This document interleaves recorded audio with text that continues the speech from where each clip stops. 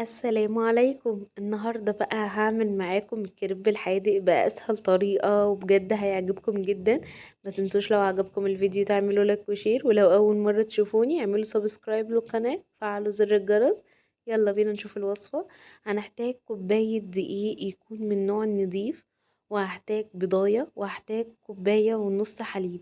وهي دي مقادير العجينة بتاعت الكريب، مفيش اسهل منها. هنحط الاول الحليب في الخلاط، وبعد كده هننزل بالدقيق وعليهم بضاية وعليهم رشة ملح ورشة فلفل اسود، ونضربوه كويس جدا في الخلاط لغاية ما يديني خليط ناعم جدا. وممكن بعد كده تمسكوه تصفوه بمصفى، بس انا كنت متأكدة لو مفيش كتل ممكن زي التأكيد تحطه في مصفى وتصفوه لغاية ما يديكوا قوام ناعم.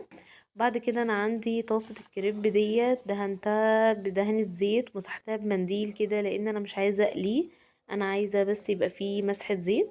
او ممكن لو عندكم طاسة غير قابلة للصق عادي جدا، مش لازم صينية الكريب. وبعد كده اول واحدة دي بتبقى تجربة معانا، وبعد كده عملت التانية والتالتة والرابعة كانوا كويسين جدا.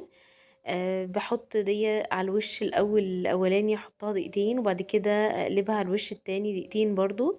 وبعد كده بشيلهم واغطيهم كويس بالفوطة عشان يفضلوا معايا طراي ما ينشفوش معايا. وهي دي الكمية اللي هتعمل معايا. اول حاجة جبت الكريب وتنيته تانية صغيرة كده زي ما انتوا شايفين، وحطيت عليه دوت هوت صوص انا عاملاه في البيت، ان شاء الله اعملها لكم. وحطيت عليه جبنة موتزاريلا، وعليه جبنة رومي مبشور. وحطيت البسطرمة كده بقيت اوزعها، وحطيت عليها طماطم. ممكن تحطوا التوبنج زي ما انتوا عايزين، ممكن تحشوه لحمة مفرومة متعصجة، ممكن تحشوه صدق، ممكن تحشوه شاورما فراخ، زي ما انتوا عايزين. اي حاجة موجودة عندكم في البيت ممكن تحطوها. وحطيت قطع من الجبنة تشيدر وقفلته بالطريقة اللي انتوا شايفينها ديت.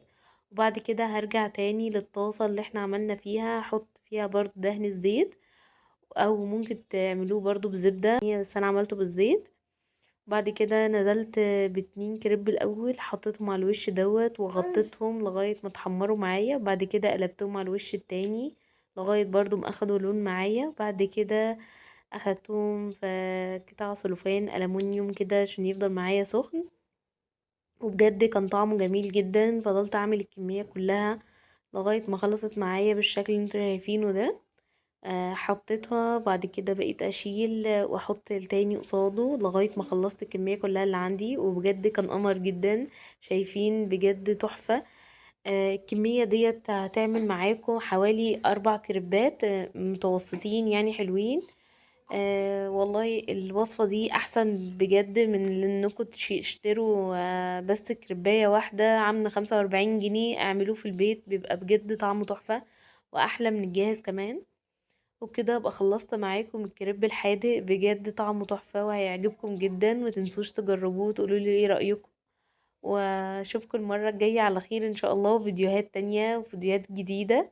وان شاء الله يكون فيديوهاتي تكون بتعجبكم وتكون سهلة وبسيطة عليكم. ما تنسوش لو عجبكم الفيديو تعملوا لايك وشير، ولو اول مرة تشوفوني انا اسمي رحمة اعملوا سبسكرايب للقناة وفعلوا زر الجرس عشان يوصلكوا كل جديد.